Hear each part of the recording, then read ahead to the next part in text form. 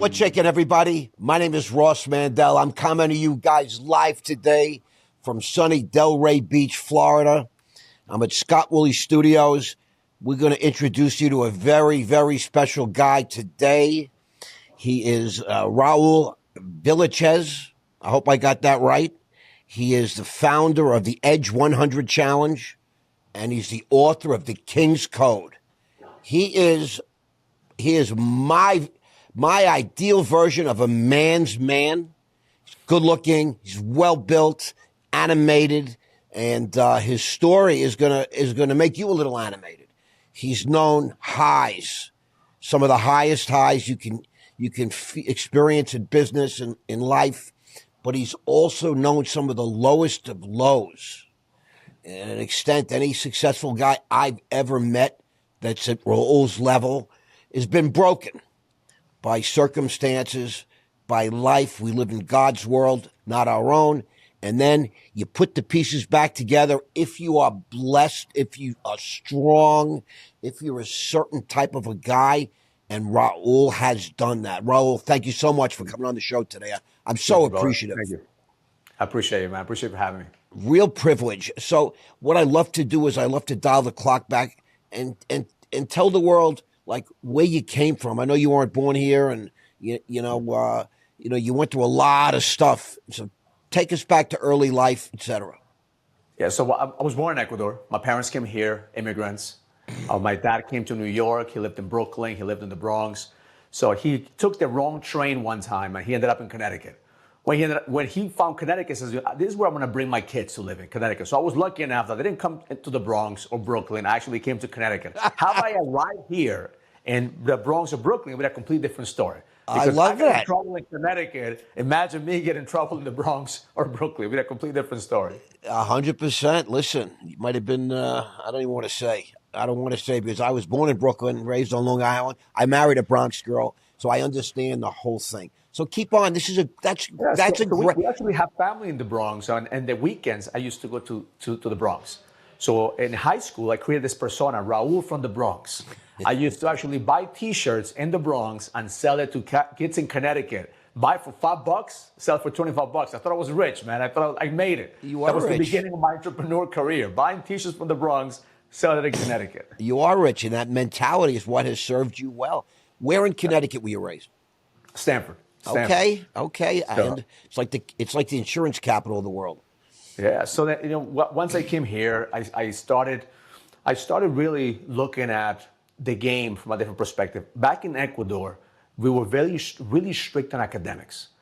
When I came to the United States, nobody gave a shit about study. Everybody just wanted to have fun. So I always say I graduated high school with the same studies that I did in elementary school in Ecuador because I didn't even open up a book in high school, okay? I was chasing girls. I joined a gang. I was trying to be this persona that I thought I had to be, to survive. I was getting picked on in early age. Then I realized there's the strongest survive. Strongest of the fittest. You were bullied a little bit, huh? Oh, as soon as I came, 6th grade, first day of school, I didn't know. I word in English. Some kid came out to me and I said yes. And all of a sudden everybody was around me and I thought he was saying welcome. And I said yes. He actually said, do you think you could beat me up? And I said yes. So I said, all right, it's on.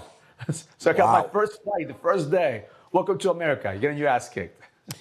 Wow. Yeah, boys right around that age also, I had a bullying experience. But so that's really interesting. I mean, I look at you now. Nobody's bullying you now, bro. I mean, but see, Ross, I thought at that moment that was what I was supposed to go through.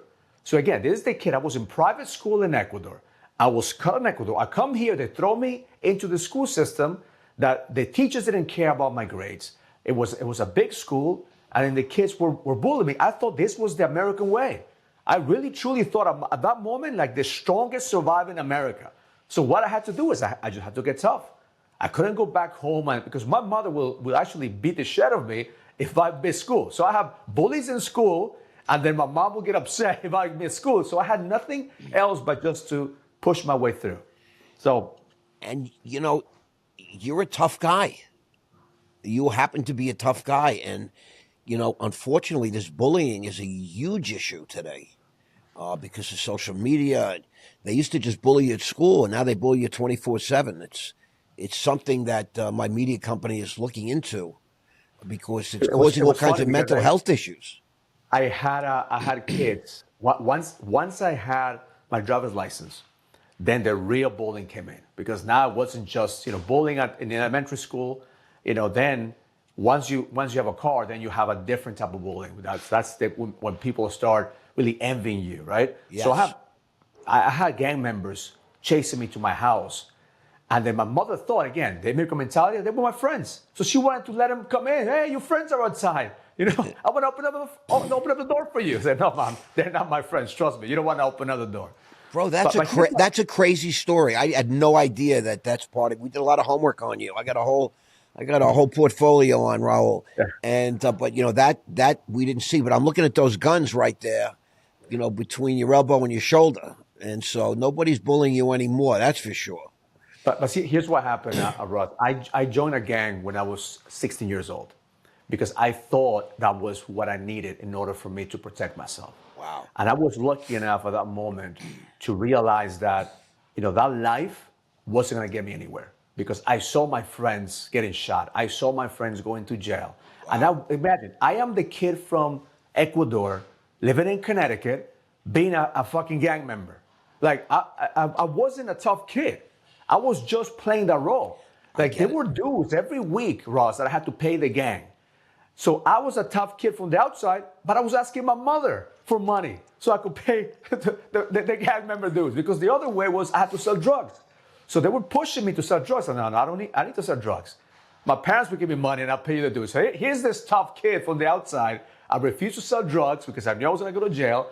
So my mother was funding my gang member dues without her knowing. So I had a Listen, double personality. That's the identity crisis that we have. it's a form of extortion, like buying protection. I was in prison, and I was very fortunate that all the big shot callers, the guys that ran gangs, they would come to me for counsel, for advice, because I'm older and I had a big reputation and all that. I'm like the OG. But I saw what they did to people. You're in a gang, basically, it's extortion. It's like membership fees. You got to steal, you got to hurt people in the name of the gang. You got to sell drugs and other illicit things. I mean, But wow. Your here's what I story, was though, must blessed. be very common, right, in America? So here's where I was blessed, Ross. I was hanging around with kids they were real tough. I mean, my friends, they were like, I never had to get into fights because they were around me. Right. So at that Yeah. moment, we were called like the junior members of the gang. Once I turned 18, then they will initiate you. Then you were there for life, right? So we started being flashy, wearing in that moment colors. So we had to like wear colors. So they told us, don't be flashy because I know the game now. They use these young kids to push, the drugs. Correct. But my friends, they thought they were unstoppable. So they go into the school, they're wearing colors. We got into fights. We caught attention. So eventually we got kicked out of the gang. So it was a blessing. They were like, hey, these kids are way too flashy, way too much. So now we pissed the whole people off. Now we have no protection. Now we have to find out who the fuck we are. Now we have real gangs going after us. But here's the blessing when I look back is like, man, that really showed me the other life that I would never want to be part of, right? Yeah. But also showed me there's a need for brotherhood. There's a need for community. That men need to be around other men, especially men who don't have fathers. Because I was lucky enough, I had a father. My friends didn't have fathers. So that's what they were looking towards that lifestyle to have some kind of community. So here's what changed for me, Ross. My father got diagnosed with a disease called muscular dystrophy. So I remember I was 18 years old. I went to the doctors with him. And I had to translate because, again, he's an immigrant, doesn't speak English. He was a mechanic. And I had to translate to him that he was going to die young. He was going to lose his muscles. He was going to get weaker. Eventually, he was going to end up in a wheelchair. And may not be able to see his grandkids. Now imagine, I'm 18 years old. Wow. I'm in this lifestyle, and I get this news. I have to translate to my dad. My dad looked at me and says, "These doctors don't know what they're talking about." He went back to work, and he went back to doing his thing. He was the toughest man that I knew. He provided, he worked his ass off, but that's when the shift happened, Ross. That's when I realized I can't be fucking around anymore. I can't be playing this role of who I am. I need to figure shit out. I need to make money and protect my family and provide for my family. Because in my mind, as an 18-year-old kid, I thought he was going to die tomorrow. I thought he was going to be gone. I was blessed that he actually, passed away only 5 years ago. He lived a long time, but that moment, I was able to make the switch from being a boy to what I call being a warrior. I need to find what is my edge, what is my warrior, what's my weapon of choice, right? So I started studying sales. I joined a multi-level company. I don't know if you know Amway, Of right? They course, recruited me. everybody knows Amway. You kidding? Man, Amway was my first entrepreneurial endeavor, but that was my school. They showed me how to talk to people. They showed me how to dress sharp. They introduced me to books, personal development, and that created a gateway for me to go into real estate. So I started flipping houses. I read the book Rich Dad Poor Dad. I started making money. So in my 20s, I was making six figures when I was 21 years old. Wow, Then I that's pretty started good. making millions of dollars, in my late 20s. And then I thought I was the man. I thought I made it. When I had multiple properties, I had all this money, I had hundreds of people working for me. But that's the moment that the crash happened. And I don't know where you were in 2008, Ross, but I know that if every entrepreneur remembers what happened in 2008. I do. Trust me. I sold my company for tens of millions in '08. And then in '09, the markets got crushed because of this too big to fail when everything failed. And that's why I got indicted. And I want you to know the United States government blamed me for all of that. I mean, it's a big joke for me. But yes, I was indicted in 2009 because of the very thing that wiped you out and crushed you in the real estate market, because of these mortgage-backed securities that were basically illiquid, fraudulent items manufactured by the biggest banks in this country and allowed to happen by the United States government. And when the shit hit the fan, it was the Wild West. They used to come to my office and just like print money, like whatever you need, pitch sign you, here. right. Yeah, I get it. And that was the game. That was the game. But once 2008 came, then I started seeing I was over leveraged. I did what most men do, which is fucking lie. We lie to ourselves. We lie to people around us. And we try to hide. I thought really I was going to be able to overcome this storm, right? So I lied to my wife. I lied to my investors. I lied to everybody else. I was trying to figure shit out. But eventually, I had to be honest. I got to the truth. And I think that a lot of men don't get to the point of telling themselves the truth. We lie all the way up to our graves because the guilt and shame just eats us alive. So when I was able to be honest with myself and realize that I can't keep up this facade, the first person was my wife. I thought she was going to leave me. I thought she was going to take the kids. But when I told her I couldn't pay for the mortgage, I couldn't pay for the house, I'm losing everything.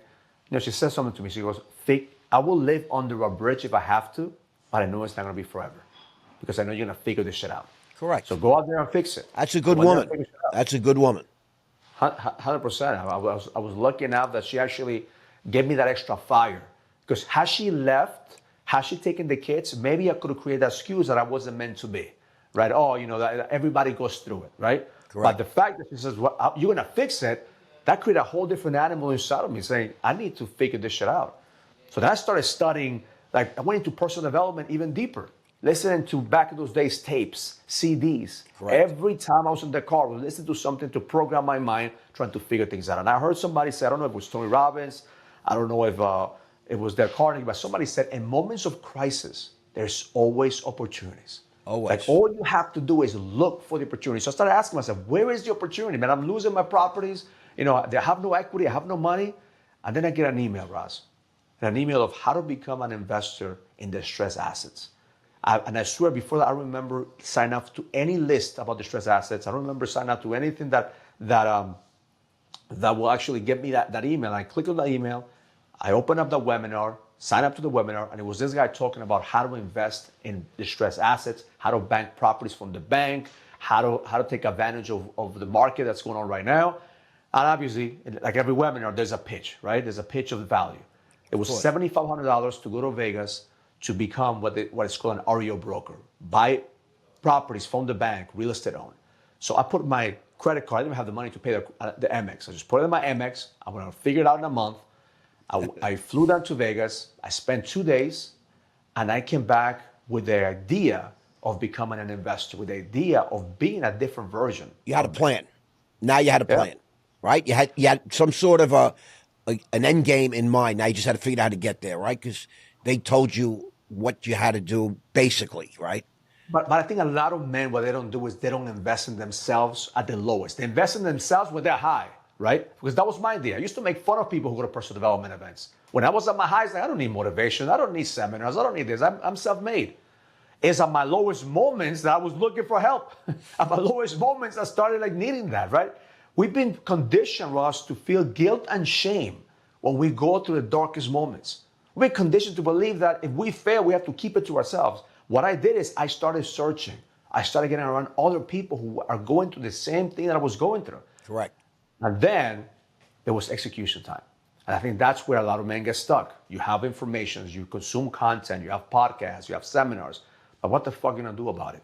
That's where information is not power, it's the execution. So then, how to go to court, and how to put my suit and tie, and how to find these deals. Meanwhile, Ross, I'm in the court docket for closing on properties.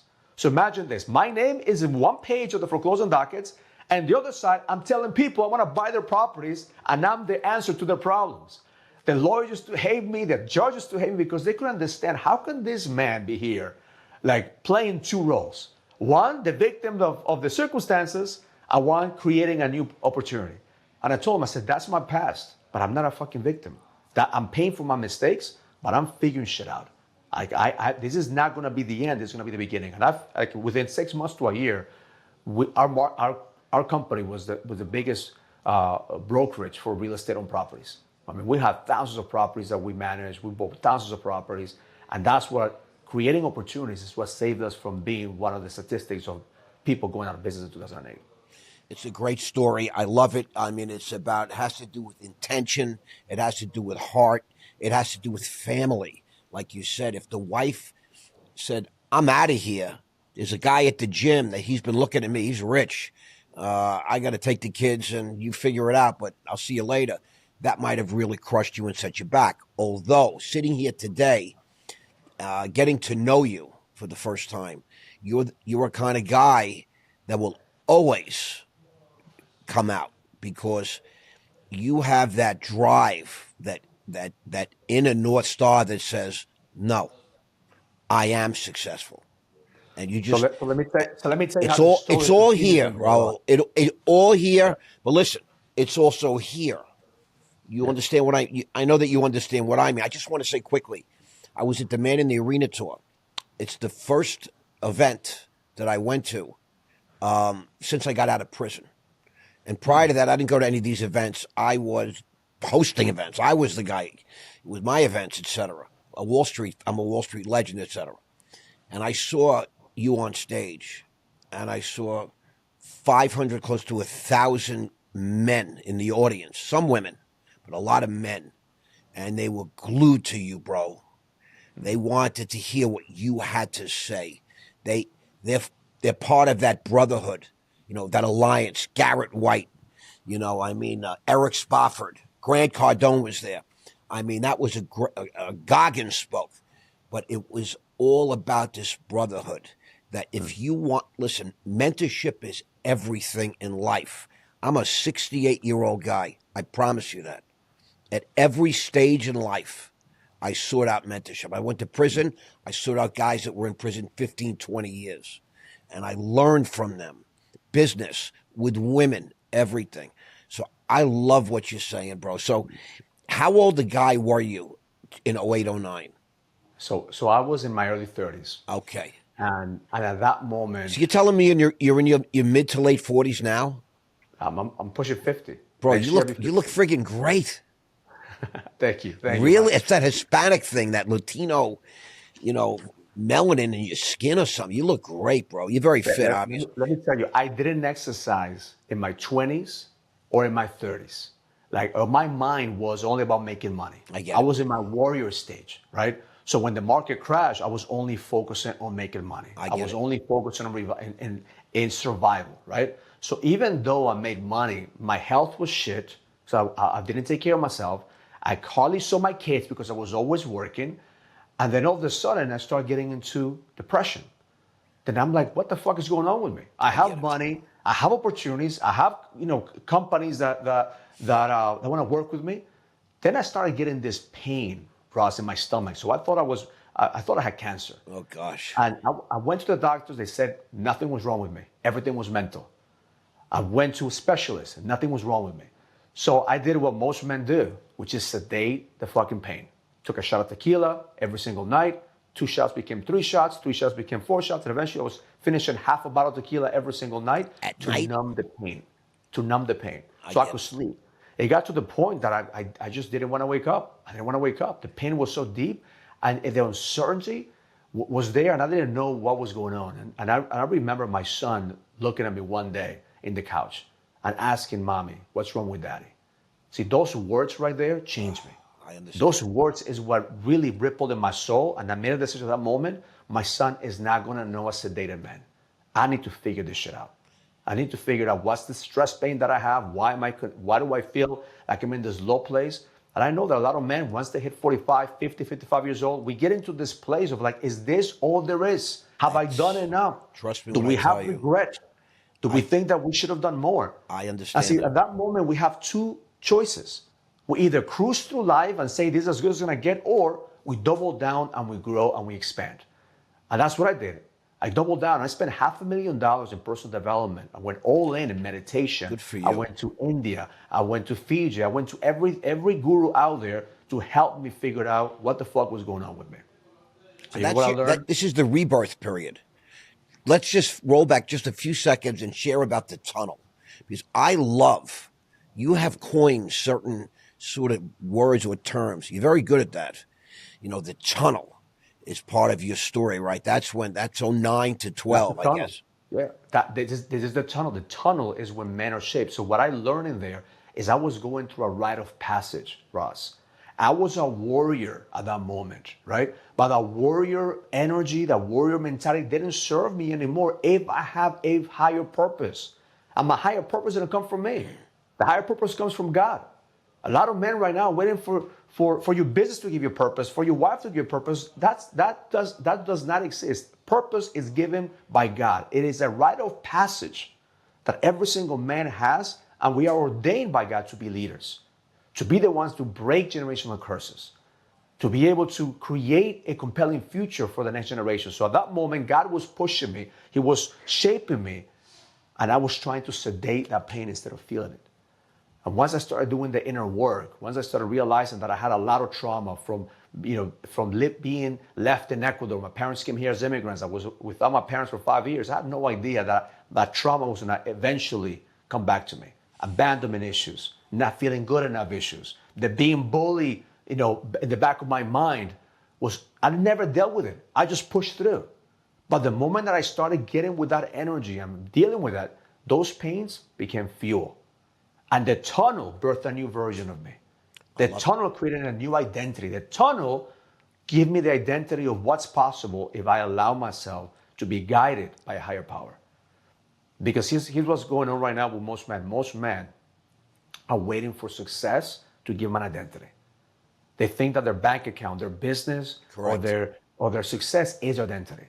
See, I don't give a shit about my success. I don't give a shit about it. What I give a shit is what are people going to say about me when I'm no longer here? Wow. What are people going to say? And do I have any regrets in my life? I just took my inner circle members in a retreat. And we actually did some crazy shit that we jump out of a plane. And I asked them before, do you have any regrets? And if you have regrets, it's time for you to start reframing that. So you can actually, next time we jump out of a fucking plane, everybody says, you know what? I'm okay if the parachute doesn't open. I'm okay if this is my last jump. Because I have no regrets. That's why I want to live my life this way. Every single day, giving it my all. So for the last 10 years, Ross, what I've done is I've given it my all. I've put a solid foundation of building a community of men who want to sharpen their edge. Not from a place of, oh, look at me, I'm so awesome, I have this great life. No, from a place like, man, I'm just like you. I've been through shit, I've been through the tunnel, and I know this is not the end, but this is the beginning. There's going to be many tunnels. 2025 was a challenging year. 2026 is not going to be any different if you're not different. I agree with that 100%. That's where we are right now. We are in a renaissance period with men. Men, for the first time in I think 25, 30 years, are realizing that we have to fucking choose. We're no longer victims. We're not victims of the Me Too movement. We're not victims of the left movement. We're not victims of anything. We are the creators of our destiny. We have to fucking choose. Not the president, not the government. Nobody is going to choose for you. You have to choose. Are you going to lead, or are you going to become a victim? Are you going to be a warrior or a sedated warrior, or are you going to step in to become a fucking king? So you spent about $500,000 on personal development programs, and that really helped to shape you. It got you through these, not only did it get you through the dark periods, but it allowed you to sort of transform yourself in the way that these guides, led you. I mean, we only know what we know, right? You don't know what you don't know. No. But by spending that money and associating with people that, teach betterment, teach these kind of principles that are, thousands of years old. None of it's, hocus pocus, voodoo. This is like tried and true, from most of it's from scripture, believe it or not. I mean, but we repackage these things so we can digest them and absorb them. So I applaud you for taking that sort of an action. I get it. I love the way you describe your evolution as you've rolled through these times with your family. Are you still married? Yeah, 26 years. I just had to ask that question because it's a touchy subject, and divorce happens, whatever. But here's why I believe our marriage works, Ross, is that exactly for that reason you just said. We're not promised tomorrow. My wife and I, we have a deal. I said, if you find a man that gives you more love, more intention, more connection, you are free to leave. The same thing with me. It's not. Don't get me wrong. We don't have an open marriage, okay? I don't want to go there, but But we don't take our relation for granted. I love it. Like, I'm not assuming that she's gonna be the one that's gonna be by my bedside every single day. We gotta put in the work every single day. We connect and we continue to become what I call the power couple. A power couple is a man that he owns himself, he has power, and a woman who owns herself and she has power. It's not that she's my better half. I'm not a better half. I am a whole man. She's a whole woman, and that's how we become a power couple. So now, from there, we're not victims. She pisses me off. I piss her off, but we deal with our own shit. Like, we're not saying we're perfect. There's days that she wants to, tear me apart. There's days I'm like, fuck, like this woman, is really testing me. But those days, we don't let those days become weeks. We don't let those weeks become months. We don't build resentment. We process issues, we deal with it, and then we just move forward. And one thing I want to say about the tunnel is where most men will sabotage their relationships, yes, and they will sabotage their business. Because in my coaching, what I've done with all the experience that I've had is I've taken everything that works for men. Because I've been to a lot of seminars, a lot of places, and yes, 80% of the personal development is, if you look at the stats, 80% of attendees in personal development are women. That's why men are not being served in the personal development industry, because 80% of the shit doesn't apply to us. But the 20% applies to us, that is the gold. So I tell my guys, I spend $500,000. You don't have to spend $500,000. Like, all you have to do is just take the stuff that's relevant to us. We're simple creatures. We have a handful of archetypes. We have the sedated warrior, we have the imposter, we have the saboteur, we have the king, we have the healer. Women have hundreds of those archetypes.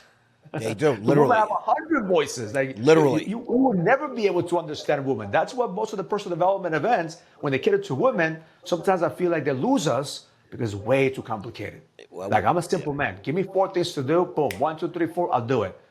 But don't give me 400 things. I can't fucking, do a 400-page booklet. When I come home, I'm fucking lost. Give me a quick framework. I could execute. I come back and learn some more. So that's what we believe in: simplicity. We believe in accountability.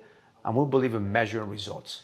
If you measure your results, then you're making progress. I love it. We're very primal creatures, men. And women are more evolved. I hate to say it, but that's just the way it is. And, that higher evolving it causes, there's so much more, I hate to say it, to being a woman than there is to being a man.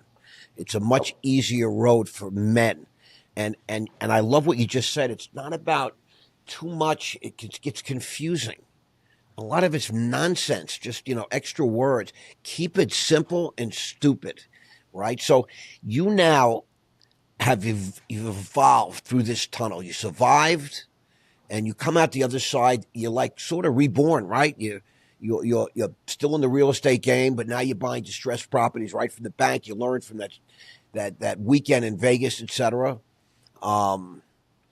And, you at some point create a systemization that we call the King's Code. And I love that. I believe it's not a sensitive or hot topic for me. Every man is a king. We're born kings. Every man, in my belief, has a bit of God in him. Every single man is the star of his life. So tell us about, the Edge Challenge and the King's Code, because this is really great stuff. Yeah. So here's how I created this movement the last 10 years. I started putting together an event for real estate investors. Okay. I said, I'm going to put an event. I'm going to raise capital. I know the market is going up. This is 2013. So I called a bunch of investors. I called a bunch of hedge fund managers. We went to Vegas. So spend 3 days with me. We're going to mastermind of what to do in this market wave that's coming up. When I went into that event, I set the intention of having a breakthrough. And that's when I met Gary White. Gary actually was one of my speakers. I had no idea what he was doing. But that event birthed an opportunity for me to actually talk about the real shit. Because every single man there, they didn't want to talk about the money. They didn't want to talk about the market. They wanted to find out, Raul, how did you come out of the tunnel? How did you stop drinking? How did you overcome 2008? How did you overcome adversity? So from that first event, I realized that I wasn't in, the business I was in wasn't in real estate. The business that I was in, or the business that God wanted to be me be in, was breakthrough, a breakthrough experience. So that from that event, I did 4 more events. I did one in New York. I did 2 in Vegas, 2 in New York. But then I started really focusing on men. How do I help men find their edge? So the reason I created the 100-day challenge is because I wanted to quit Ross every single time that I put an event together. I told my wife, I can't do breakthrough. Let me just go back to real estate, man. I know how to make money in real estate. Like breaking men down and helping them rebuild, that's fucking hard. I don't want to be that guy. I'm creating a whole jail for myself because now it means I have to be perfect. But then in my meditation, having conversations with God, God says, just one more time. Just one more event. And I used to put an event every month. And my commitment with God was 100 days. I said, God, I give you 100 days. And if I can see that there's results, if I can see that I am actually bringing value, I'm just gonna go back to my real estate company. Because I'm not doing this because I don't know how to make money. I'm doing this because it's my purpose. So every 100 days, I will be able to see the evolution. So that's what I created the program. I believe a man with the edge could do in 100 days what the average man could do in a year. So that was the beginning of the framework. Can you live your life 100 days at a time as opposed to every new year? That's what I don't build new resolutions. I built my outcomes and goals every 100 days. So I squeeze in 3 years on the 1 year. I love that. I love that. And I hate to say this, Raul, but 15 years ago, I was on Facebook and I lived 100-day. I had 100-day challenges posted on Facebook. All you got to do is go back to my Facebook. So your mindset, and we don't know each other. I don't know where I got it from. I talk to God. He answers me often, and I get it. 100 days at a time. You could do anything in 100 days. Anything. Anything. And so at some point you actually stop drinking. Is that fair to say? Yeah. So I gave myself a challenge to stop drinking 100 days at a time. Right? So it wasn't because if you stop something, if you think it's going to be forever, your mind is going to play games on you. Correct. So everything I did, I started working out. Okay, 100-day challenge on my workout, 100-day challenge to date my wife, 100-day challenge in building a business. Anything that I wanted to, I look at 100 days at a time. And then I see what works, I see what doesn't work, and I continue to double down. So that's why we created this app that we developed to keep each other accountable. So we have a community, we have accountability, we have association, and most important, an action plan that we follow on a daily basis. I love it. What's the community called? The Edge. The app is the Edge 100. So you download Edge 100, go to edge100.com, you're part of the community. And we made it accessible to men. It's like $10 a month, 30-day free trial. We made it accessible to men to join this community because we know that men need to be around other men. 100%. So my vision is to create a community of men that are sharpening their edge constantly. that is not about money. It's not about who has the biggest net worth.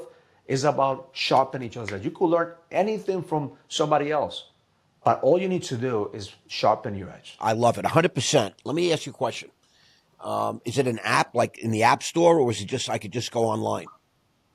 It's an app in the App Store. So it's actually an app called the Edge 100. Yep. You All right, download the app, that's great to know. We have an AI version as well. We constantly having new features in it, but I believe this is going to be a game changer for communities because we are actually creating a community that is going to enhance you consuming content as opposed to just strolling down, Facebook or Instagram, wasting time. I love it. This podcast is my app, so I'm getting to know you. And we're going to collaborate going forward, right? We're going to do reels together, short, long form. And so we're going to collaborate and we're going to build your community with my community. And hopefully some of your community also thinks I'm interesting. 100%. 100%. And right? you know what's good about this communities, Ross, is that in this world where there is so much fake shit going on, especially now with AI, I believe right now we're entering an era where we are not going to know what's real and what's fake. It's so it's so crazy. Value is going to be experiences, right? So now the live experiences when you actually get to be one another, because you can't fake. Once you get in front of somebody in real life, correct, you know who they are, right? I get it. Part of being this community is not just virtual communities. Now we have events, real live events where men actually could get around each other and talk about real shit. I love it. So the virtual community keeps accountable on a daily basis. But every quarter, we're meeting with each other. Perfect. We have events every quarter. I'm actually doing every month in 2026. I'm going to do every month workshops in the headquarters because I'm in a mission. I'm going to help thousands of men find their edge. And I'm going to fill up what we're doing with Garrett, the man in the arena. We're going to pack it up. 10,000 men. That's the vision. How fast can we get to 10,000 men in that arena? I'd like to be part of this now that I know about it. I'd like to speak. I love it. I think you're a dynamite cat. And it's everything you're saying is true. I'll tell you how crazy this AI is. There was a woman on social media, Facebook, Instagram, TikTok, everywhere, really well put together. The kind of woman that any man would look at and say, yeah. And she built up such a following. CAA, the second biggest talent agency in the world, wanted to represent her. And she's not even a real person. She was an AI concoction. And, millions of people have been following. And she actually signed a deal. The creator of this woman, this fake woman, signed a deal with CAA. And they're shopping her now to promote things. And she doesn't even exist. And what you just said, I don't even know if you understand how profound that is. Because down the road, they're saying, we're not even going to be, they're going to be using avatars of us. They're going to make whole movies now in a computer room, a technology room, a server room. And they don't need actors anymore. And they don't need directors anymore. I mean, this is what's coming. And so I agree. When you put a man in front of me and we get to chat and eyeball each other, there's a comfort in that, right? In getting to know somebody in the real world.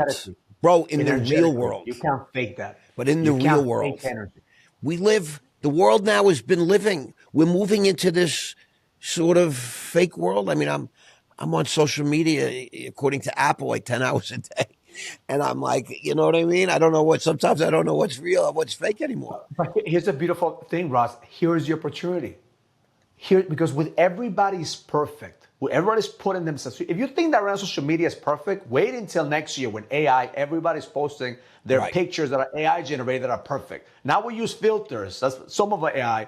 That when we start using AI pictures, you're not gonna know what's real and what's not. But then those people who are showing their imperfections, those people that are showing their blemishes, those are going to be the ones who will get the most attention. Why? Because when everybody's perfect, you gravitate to the imperfect. And I believe that's where God will use the imperfect man to make the biggest impact. Authenticity. God is not looking for perfect man. Authenticity. That's what people like. You know, this thing with Trump, people love him or they hate him, right? And the thing is with him, he's so obviously imperfect. He doesn't give a shit Right, but about what anybody yeah, thinks. but He nobody is thinks he's him. perfect. He is Nobody him. nobody thinks he's perfect, right? He's Yeah. imperfect even if you love him. But because he's so authentic, he was able to carry the It's popular magnetic. vote, the electoral It's vote, magnetic. because he's real versus these people that have been put in front of us for years that are really just manufactured, that on their own they can't even complete a fucking sentence on a camera. They can't even get a thought out without a teleprompter because they're not real. This guy, he'll talk to anybody at any time. You know, sometimes he's brilliant, sometimes he's what? You're like, what? But just like all of us. I mean, how many times you say Correct. things that is like, oh fuck, I shouldn't have said that. You know, maybe I went a little bit too far. I mean, I think now, especially for men our age, Russ, I think like the men turning 50 and up, we have the unfair advantage. We have what I call emotional fitness. I love it. We've been through shit in life. We've been through ups and downs. So now we know how to deal with adversity. Young men now don't know how to deal with adversity. No. So if you're in your 50s, you're in your 60s, right now you have an unfair advantage because now the wisdom that you carry, the experience cannot be replicated. You have to 100%. pass down this experience. You have to actually keep the wisdom so they could have some emotional fitness. Because you know the way I look at it is that right now men don't have a rite of passage. It's so easy. Even if you want to get a date, what do? You get an app, you have a bunch of women you could date, right? You want food, you get an app, you order some food, comes to you. Everything is coming to you. Everything is coming to you. When you and I were growing up, we had to go out there and meet women and ask them on dates and be rejected 9 times. So the Yep. one person that says yes, we felt like we did something right. Same thing for food. We have to probably walk to wherever it is, probably cook our own food, whatever. So now we have experience. We've paid our dues. I believe that is a great renaissance. Men over 50s, the next decade, the next 5 years for men over 50s, they're going to do more in 5 years than they've done in the last 5 decades. I get it. With social media, with AI, if we just focus on making sure that we are sharing our experiences. Because there's young men, there's companies, they want to come after us for our experience. I love it. You know, Raul, you make so much great sense. I'm sold. I'm a buyer. Raul, you are just really a next level young man. I mean, you know, everybody's young to me all of a sudden. I was a young man, he was a young man, and all of a sudden I'm the old man in the room. But I got to How old are say you? that How old are I'm you? 68 years old. Man, you have a 2 decades at least to be at a prime. So I love here's it. what I'm looking for right now. I'm investing in companies that are in longevity in health. There is some Yes. technology out there, Ross. Like as long as we take care of ourselves in the next couple of years, we always actually going to be able to freeze our age. Like we're actually going to next 20 years, we're going to live at the same level of health that we have in the next Correct. couple of years. So Correct. all we need to do right now, if you listen to this podcast, take care of your health now. Like double down now, because the next couple of years are gonna come up with technologies and things that are gonna be able to kind of put a stop on aging. So this is gonna be like, so if man, I believe that you're gonna next 20 years, man, it's probably gonna be the next 20 years of your life. Biohacking. I mean, I've had the best in the world sitting right here in my studio. You, here's what I say to you: 50 is the new 30. $100%. If you're hip to all the new anti-aging stuff, to the biohacking, it's incredible that some of the things, the lies that we've been told over the years, the nonsense they've peddled just to make profit for gain, and now the curtain's been drawn away, and everybody's getting to see what the wizard really looks like. It's like the Wizard of Oz, right? I mean, you take the 100%. it's just some 100%. guy with a bunch of fancy technology that people didn't know. So let me So ask you a here, question. While I have you here, you know, I so want to before that, talk. let me touch on something real Yes, quick before that we yes, transition. I told you about the advantage that men over 50 have. Now let me tell you about the disadvantage. And this is where we have to get over. The disadvantage that we have is the stories that we tell ourselves.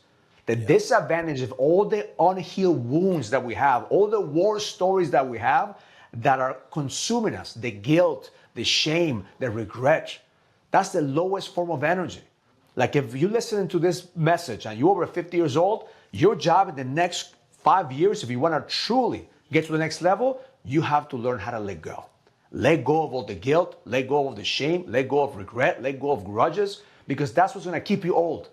Like if you want to have the fountain of youth, forgive, let go, heal that child that you have, the inner child that you have with your father, with your mother. Like do the inner work. That's why, like when you look at my videos from my 30s, man, I look younger now than I look in my 30s. Why? Because I've done the healing, I've done the inner work. Yep. I had so much fucking issues that were bottling up. That's why I see men when they look older is because they're carrying that energy on top of the guilt, the shame, the regret, their failures. Make this year 2026 the year you fucking let go. Let go of those stories, let go of regrets, and create a new birth, a new version of yourself that taps into the version that God made you. Because we are a reflection of God. And if we are truly a reflection of God, God forgave all of us. We have grace. None of us are perfect, except for his son. That's a great message. Thank you for sharing that, because I agree with you right down the line. 100%. And remember, this is your life. You don't get a do-over. It's not a dress rehearsal. This is it. You're the star of your life. You're the king. I love that. Those are your words. The king's edge. I mean, I want you to talk more about that, because, I saw one of your posts. I did some work on you. Very impressive. Your Instagram, etc. And you talk about, use the word king, and then almost you retract it, like, because you don't want to offend some people, because we live in this crazy world where the cancel culture, and this whole woke craziness, where everybody's the same. The word king is almost like a dirty word, right? So talk about that word king. So I remember when I had this feeling that all my prayers, I was praying like a needy child. Like I realized that every time that I prayed, it was all about God help me, God give me, God this, and I'm like, fuck. If I was God, I'm looking down at this man, and I'm praying like a needy fucking child as opposed to being grateful for what he's given me. Right. So I started to reframe that. Stop praying like a needy child. I begin to pray as a son of a king.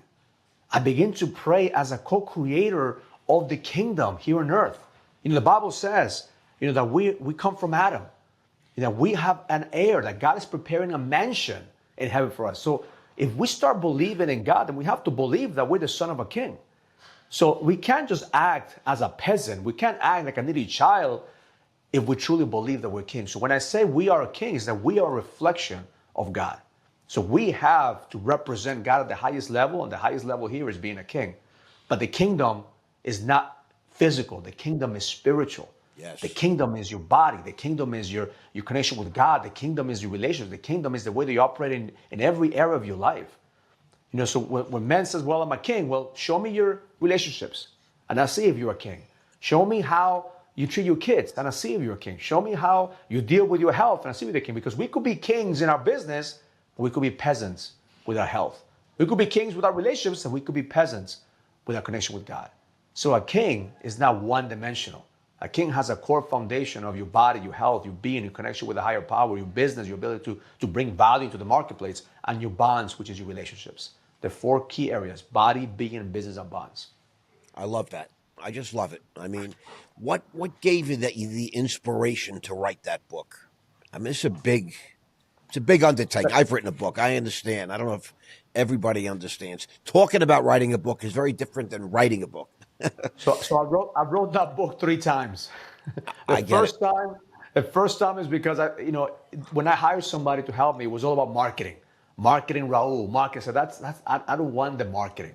The second, it was more of a story about how Raul did this. No, the third one was more, this is what I want my kids to know about me.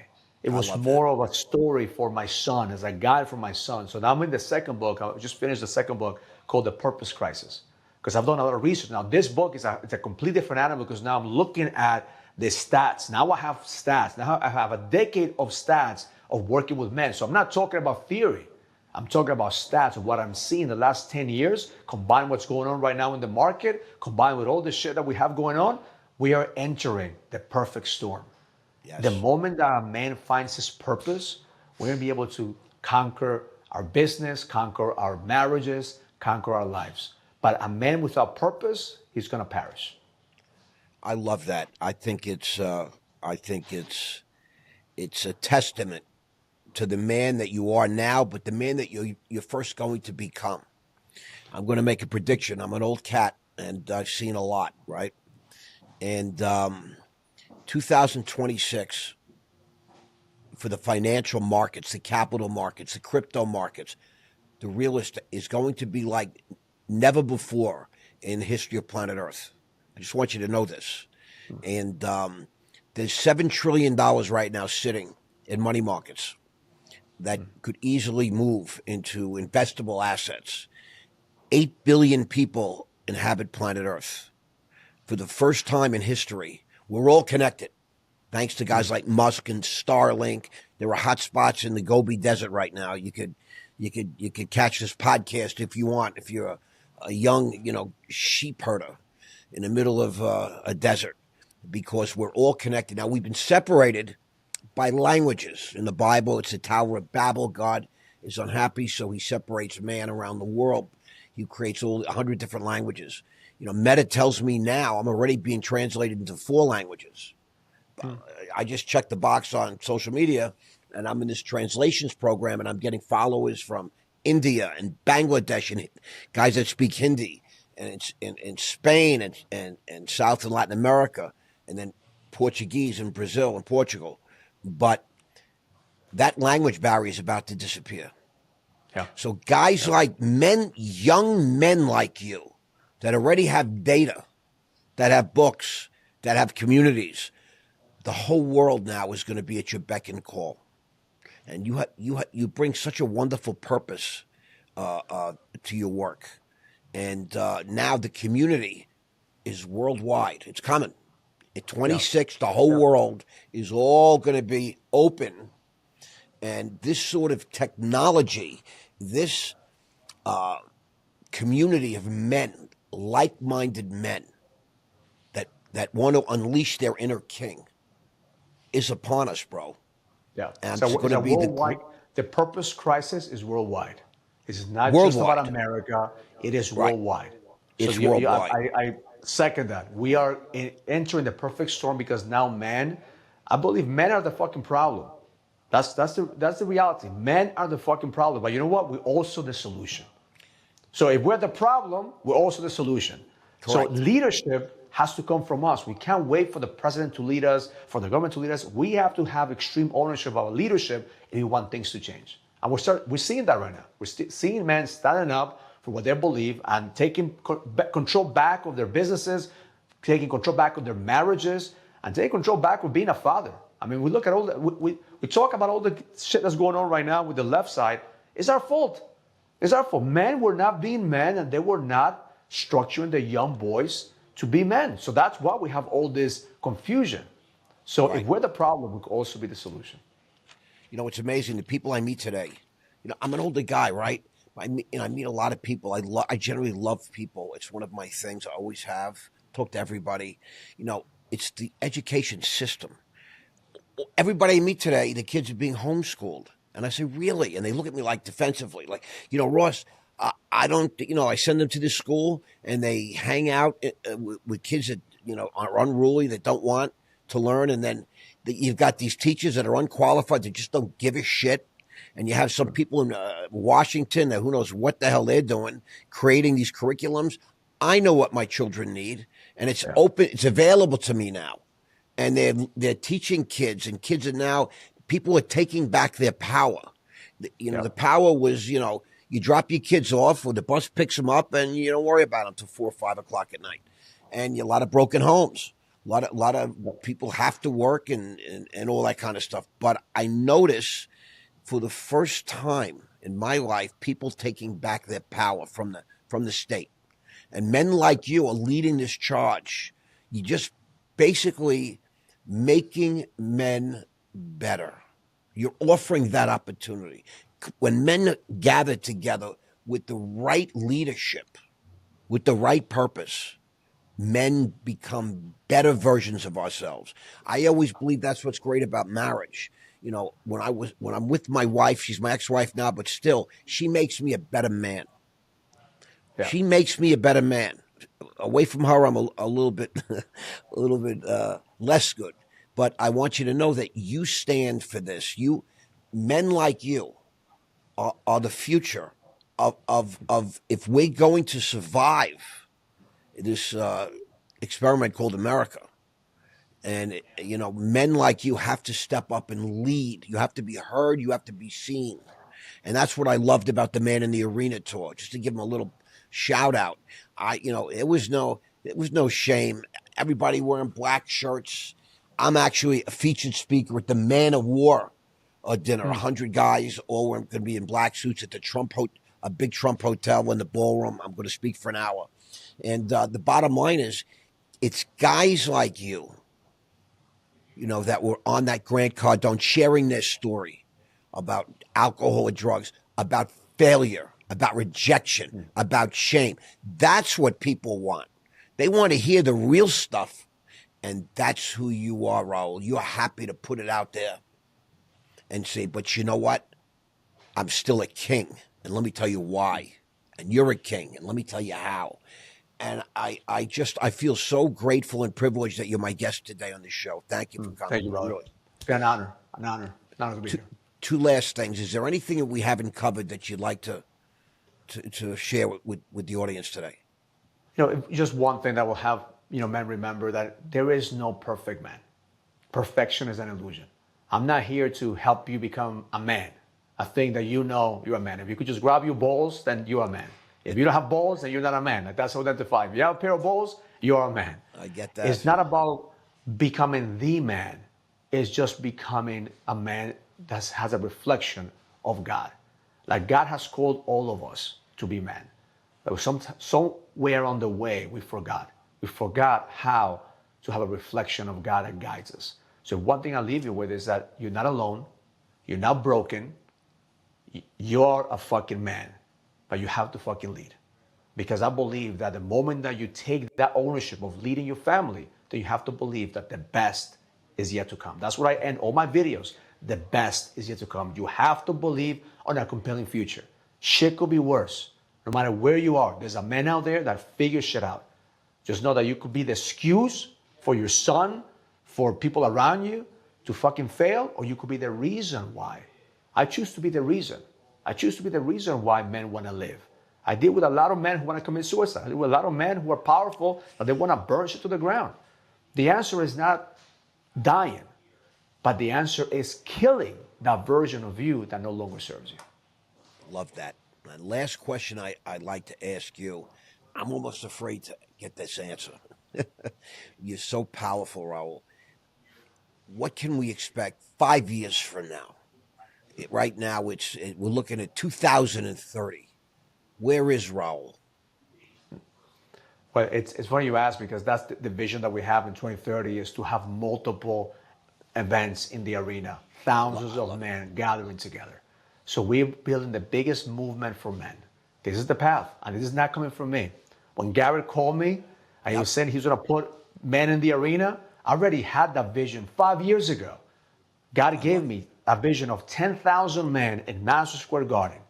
So you're going to start seeing more of that. My vision here, my mission is to help men find their code to the edge so they can live with purpose and fulfill their ultimate destiny. I love that. Raul, I just want to say thank you so much. I mean, I needed to hear what you had to share today. I needed to hear it. So thank you so much for appearing today and sharing your stuff. And I look forward to some great things from you, bro. Absolutely, man. Absolutely. Make sure you go to the kingscodebook.com. Make sure you send them over. We have a free book for everyone who listens to it. Just pay your shipping. kingscodebook.com. We'd love to connect with you at the next event. Thank you, brother. Appreciate it. Tell us what else. Where else can everybody find you? Let's make sure everybody knows. I'm very active in Instagram, Raul the Edge. If you send me DMs on Instagram, I'm active in Instagram. Our TikTok, just a couple of videos just went viral, but we're putting all our content out there. The app is probably where you find a lot of our content, the Edge 100 app. So The Edge appreciate you, brother. 100 on Apple. It's free for everybody. Yep, download it for free. All right. Thank you so much, my brother. Okay, We'll see appreciate you it. soon.